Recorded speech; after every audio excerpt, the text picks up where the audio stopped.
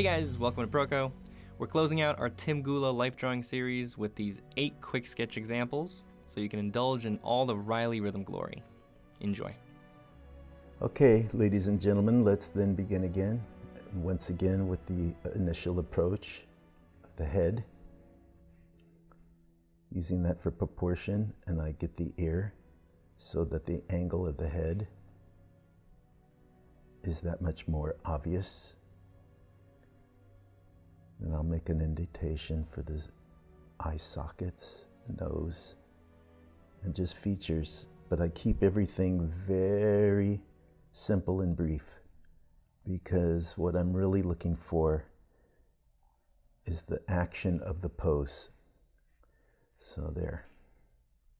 Now I have the neck, the angle of the shoulders, the pit of the neck. So there I have where the center begins.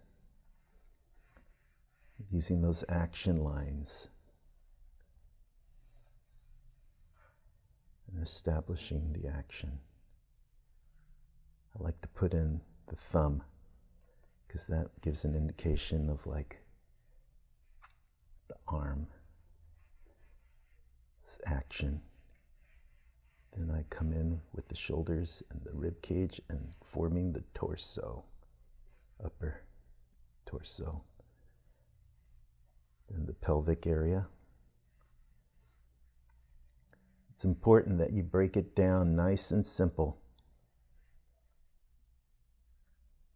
Like I say, the more that you practice this, the more it becomes less intimidating and more, not only that, but much more practical. And you'll eventually get to the point like, oh, how could I have ever, never, no wonder I couldn't draw. I wasn't using this method. And you wonder like, how could you or anyone really do good drawing without this kind of approach?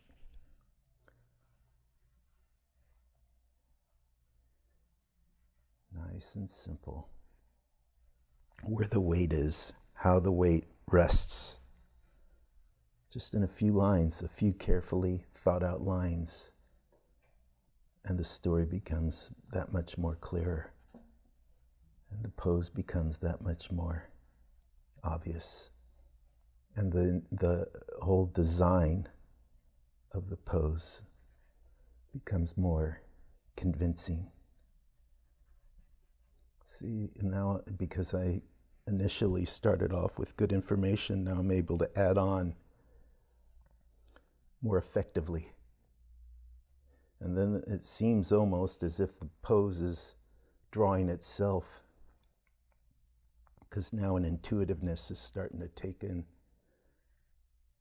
and what your eye naturally picks up on and understands on its own begins to work for you.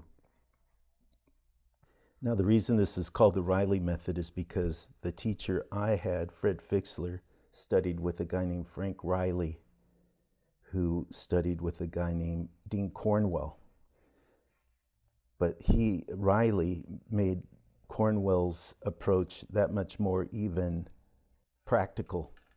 And that's why this is called the Riley method, because he put it in its most basic, simple terms so that like people like me could understand it and use it for its practical benefits in drawing, which are pretty beneficial. Because like I said, the reason like what I'm telling you, what I'm doing is because from my own experience, once I finally caught on, it's like, oh, how could I have possibly did any kind of figure drawing without it? I mean, it's hard to imagine because it's so natural and it fits so perfectly for this kind of drawing, especially those nice decorative design-like drawings like, say, Mucha, Alphonse Mucha and whatnot. You look at those drawings and you'll have a better understanding of how he arrived at those results. Okay, thank you. Now we'll do another pose. Lots of good action in this. Naturalistic. Once again, I start off with the head. There I go with the ear to give me the idea of the shape, the circumference, and the direction. that the head's in. Then I'll come in and start putting in more information, like say the eye socket and the cheek, the nose, okay, to the back of the neck.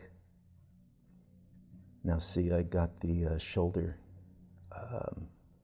rhythm. I come in with the rib cage and I just extend it. See, look at like that nice rhythm like that. There, now the action and the design of the pose is that much more available because of those few lines I've given myself. And I'll come in with the fingers to give even more gesture to this pose, making it that much more convincing. Okay, now for the chest, there and the rib cage is established. See, then the form of the pose is becoming more and more clear all the time, just bit by bit. The more information you give yourself through careful observation and using those rhythm lines to describe it,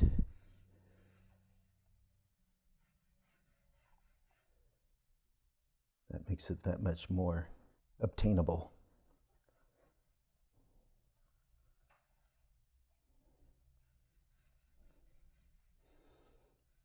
And the foot,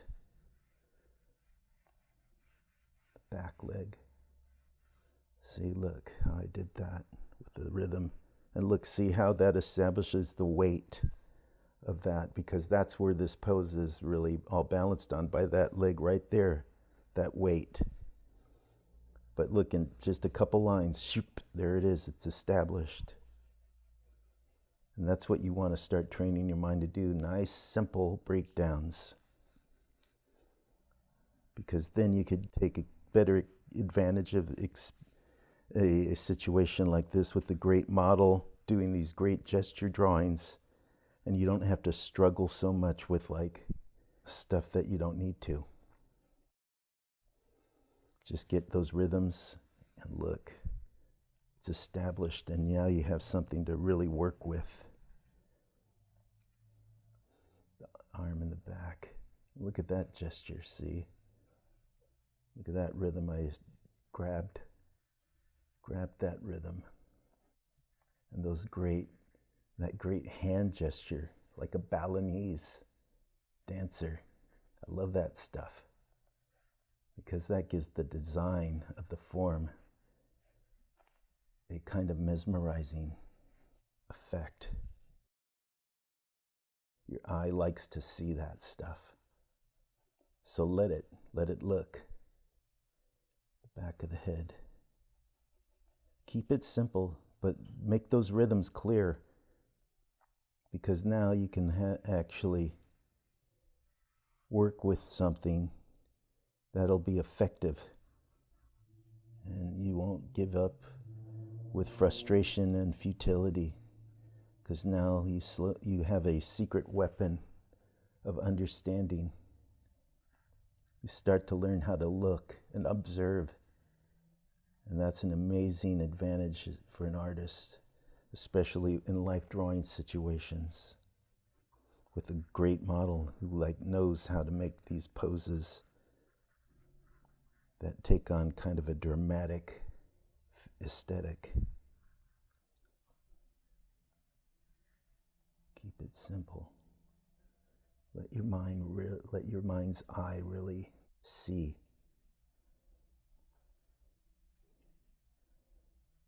Just think about the rhythm and getting the shape of that rhythm with the rhythm lines. Nice, simple, and obvious. Don't throw too much on yourself. Keep it simple. Let yourself breathe too. Let yourself exhale. Don't let it all be like a big choking one breath. Like really relax into it. Learn to relax into it. That'll be a while though. Probably you're going to have to do a lot of practicing. But at least you know what to practice, so now it's going to be possible. Okay, that's good, Sarah. Thank you. Let's try another, please. Okay, great pose. Thank you, Sarah. So once again, I start off with the head. And since the back of the head is visible, that means you got to be even more in tune. And once again, the ears, see how I put those ears to get the circumference of the head and the direction that it's in. And then the shoulder. Once I have that, then I start in with the rib cage, the torso, spine, the buttocks. See how I'll make like a nice line showing how the angle where the weight is on that part.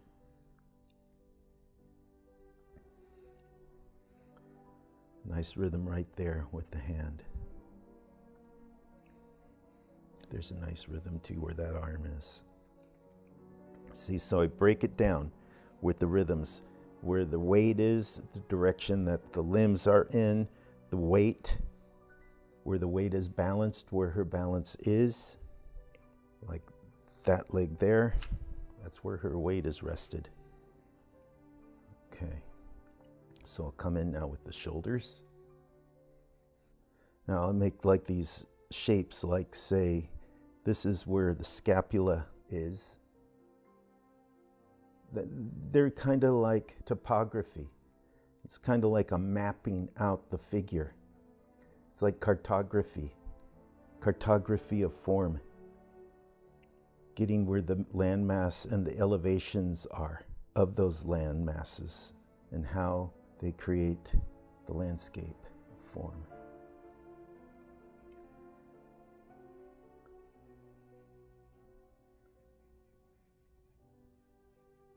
Elbow. See, I'll make a nice, just like a round, once again, indication of where the landmass, the topography of the form is, so I can keep track of my proportions and things don't like start going out of control. Indicators.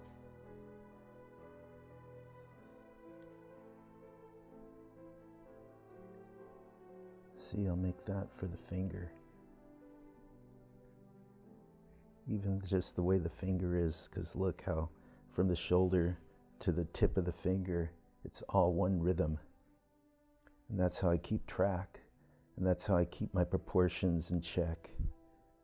And how the pose keeps its character so it's recognizable, like, oh yeah, that's how the model is. Okay, sir, thank you. Oh, that's great. Wow. Okay, good. Here's a real challenge. Once again, all the same rules apply.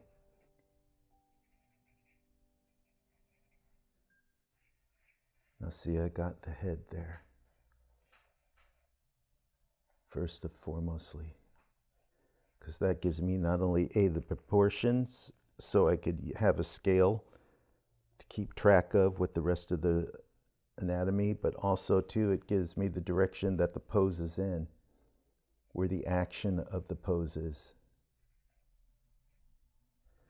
Nice rhythm right there. Arms extended to point. I like those kinds of poses. There's a acting going on as if a story is being told, a narrative. That gives a nice aesthetic to the pose. Okay. Look how I follow that. I got the rhythm showing the torso to the pelvic.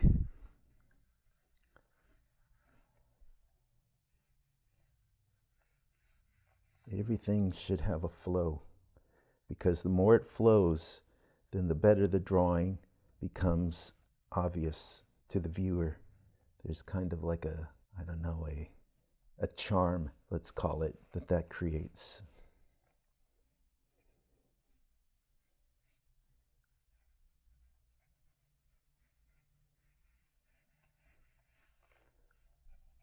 get some facial features in, especially with a pose like this, because it kind of works for it to become more obvious. Keep those shapes clear and the proportions obvious. Nice shadow pattern right there. Makes the pose even that much more now dynamic. Nice shadow pattern there too. Do you design your shadows to flow with the rhythm? I do. It all works together. It all works in harmony. And like I said, everyone, it takes a while to get there, so do not be discouraged. You just got to hang in there. And the more you do that, the more the information becomes clear and available to you.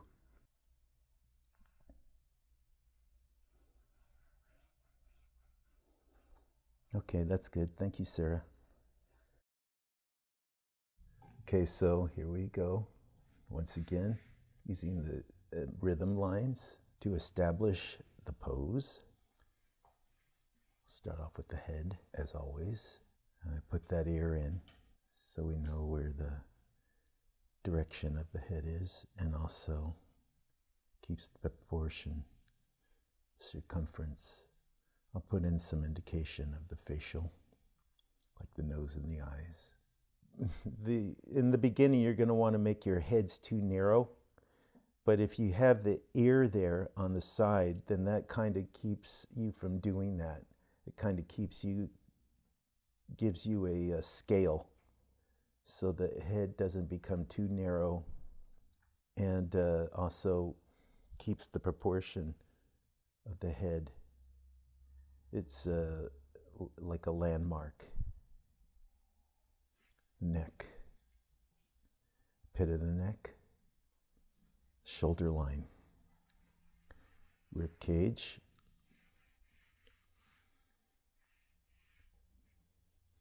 I'll do that nice line in the middle to give me an idea of like the shape of the torso, its circumference.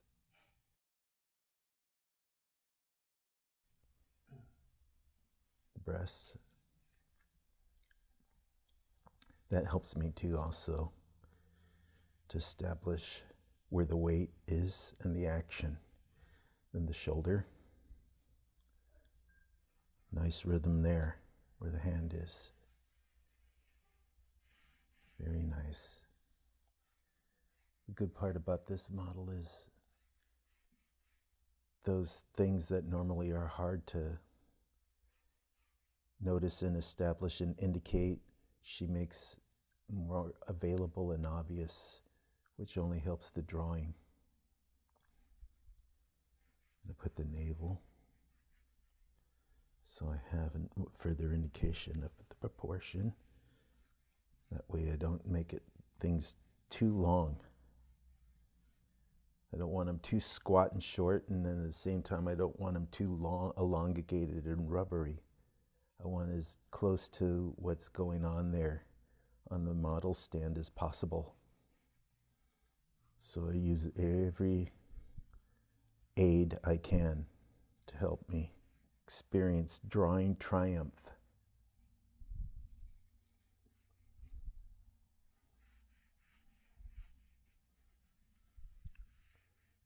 Where the weight is, right there. And that's where that rhythm goes. Where that leg is, that's where the weight is.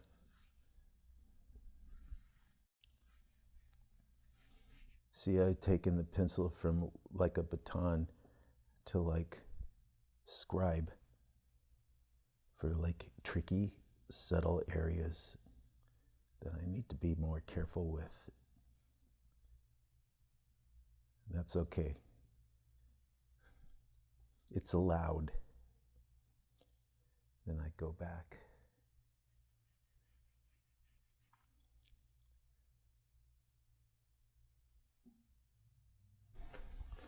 Now, yeah, not too happy with that angle, so I'm going to come in and do some erasing. more carefully at my angle of the chest. Just a slight thing, but all those slights add up.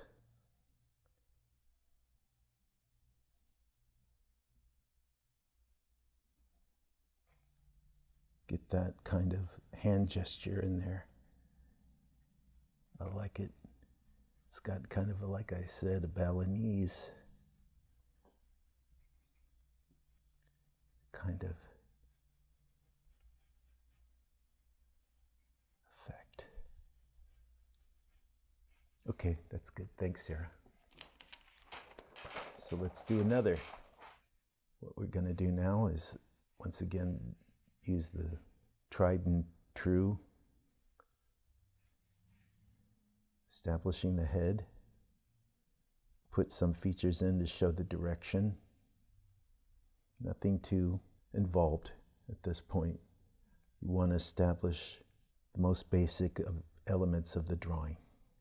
In this case, the direction of her gaze, because that's where the weight and the action and all of it will be directed by. Okay, so now we have the neck, the shoulders, and the nice rhythm there of her torso. Nice rhythm.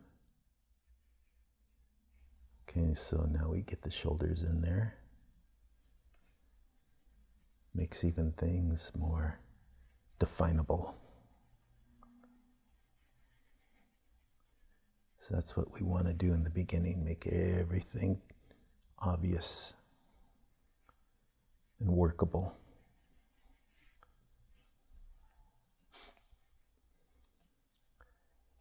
Look at that great gesture. I'm going to take full advantage of it. And see, look how the nice rhythm I have. Look how I made just a simple oval, elliptical oval for the hand. The indication. Then I'll do the thumb. And that gives me what I need to establish the hand. Okay, so let's go and get more information now. Now that we know what to look for. Nice rhythm there. Going to take advantage of that.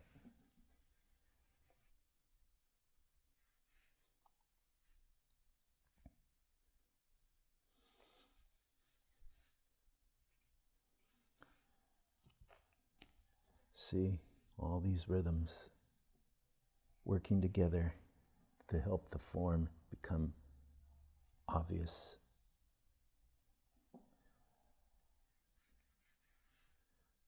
And then, see her, she has that dancer body, so she can do things that others can't, like say the pose of that leg. And then where this leg is and the weight resting on that leg. Nice rhythm there. Okay, let's see what we could do now. Make things a little more. Indication of the hair and the hairline. Get that. Use some shadow pattern to create a nice design. This part of the leg is in shadow, so I'm going to make a nice pattern from that. Get that form. That belongs there, not there, so I'll make the necessary correction. It's okay. What you put down initially is just to get things, the ball rolling. And then when you come in later, you'll notice where it really ought to be or not. And then you can just make the necessary alternations. I'm going to get this hand gesture thumb, because that's a great gesture. I want to take advantage of that. Gives a narrative to the pose. That's always good. Let's make this a little less cluttered. Where the thumb is, there you go. Now you got it. Follow that rhythm.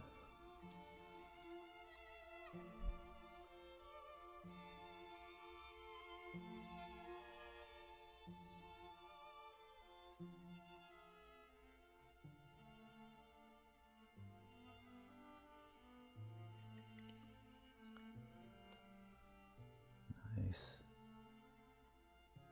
and clear. Okay, thank you. All right, so like with this pose,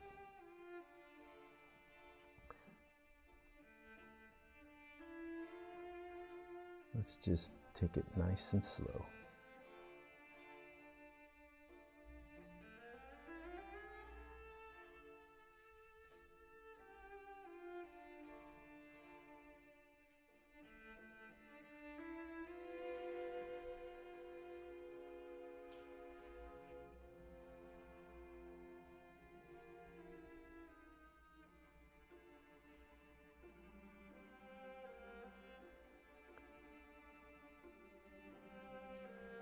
Nice rhythm there.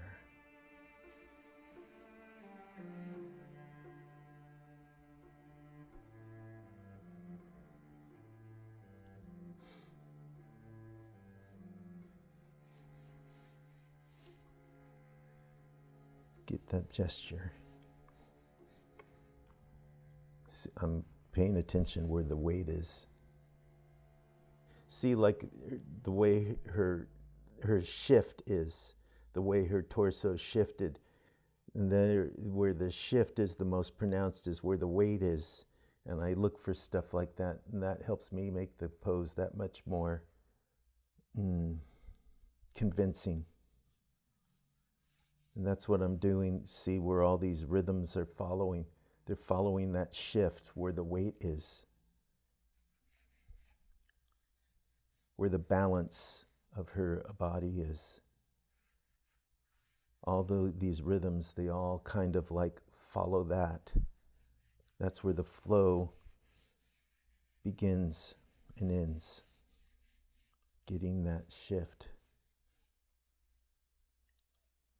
So when you're thinking about using these rhythm lines to their most dynamic application, it's by them using following where the weight of the pose is balanced on. Like, see, it's right there, for instance, on her torso where she's sitting. So I'm using that as the indication and I'm using that to follow. And that's where the flow is coming from. And then all the pose, the gestures that make the pose that much more obvious become that much more available to the eye, the viewer. Even the way the thumb is, like, hands are hard to draw. I know that. They've taken me a long time to get. And the thing that was the key in getting a handle on that was the thumb, where the thumb is. Because you get the direction of the thumb, and then the rest of the hand just follows that, follows the direction of the thumb. So there's something to consider when you're doing those hands, because they are hard. And they take a lot of practice, and you have to have them, because you'll see drawings where the hands are deliberately left out because the artist would rather not do that, would rather not get involved. How much anatomy did you study? Actually, quite a lot, and for a long time. I studied at the Art Students League for several years, and one of the instructors there was Beverly Hale. You studied with Hale? Yeah, and he was an anatomy buff, and you had to learn it. But you know, the Bridgman books on anatomy are very good. George Bridgman, I recommend those. They'll give you a boost that you need to make your drawings that much more powerful. Okay, sir, that's good. Let's do another. Oh, that's a good one. I want to get that pose. So let's do this, everybody. What do you like about it? Well, I like the way that everything becomes real, obvious, clear, and enjoyable to look at. I mean, you can really see shapes and forms doing what they're best at, and that's like creating a good pose. So let's do our best to like interpret that. And we do it all the same way with getting those rhythm lines going.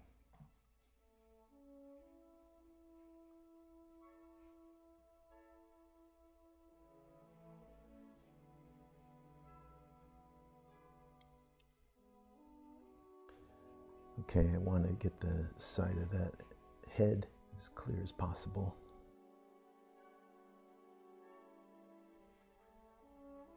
Making all the key elements of this pose,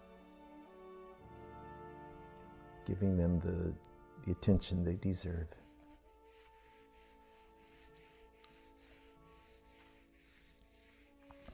Using those rhythm lines, getting those poses together.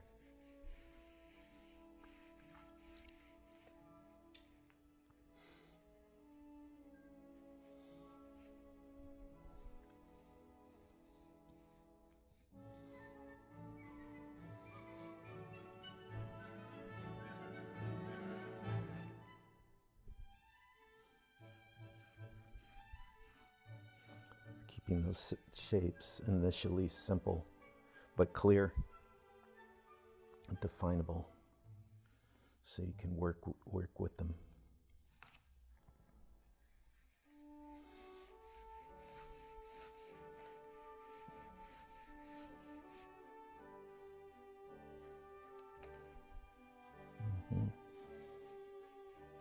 Take full advantage. Get those lines. Capture that pose.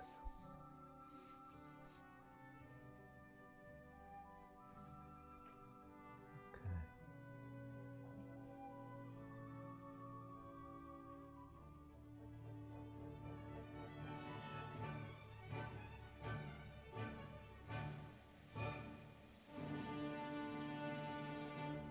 Follow the flow.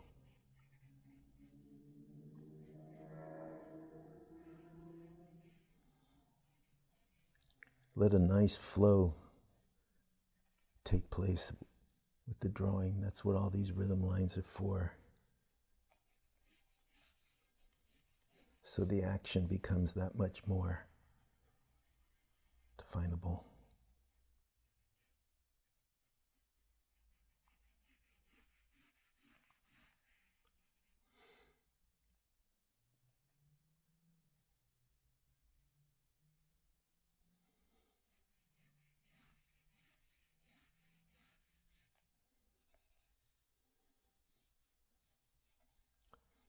Those great hand gestures.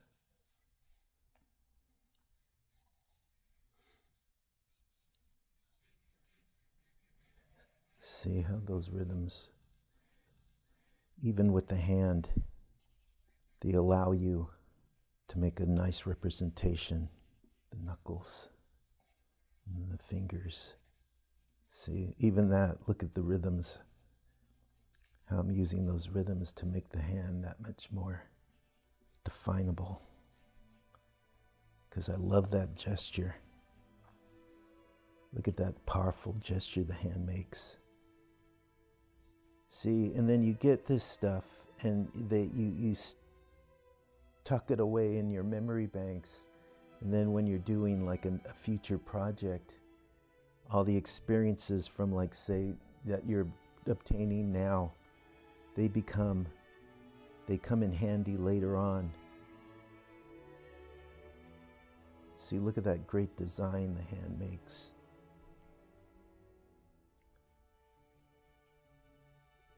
just like that. Using the rhythm lines, all the same things that I use in the figure. Okay, that's good. Thanks, Sarah. The hardest thing for me was embracing this rhythm, this setup of just using rhythm lines and letting kind of like a free experience and a trust in your visual perceptions take place. But you know, the more you practice, the more you learn to trust in what this whole method is about, because you start seeing its benefit in ways that weren't available before. Thank you so much, Tim Gula, for taking the time to show your process. Your demonstrations help keep the knowledge of these techniques alive. You guys can all check out his work on Instagram @TimGula.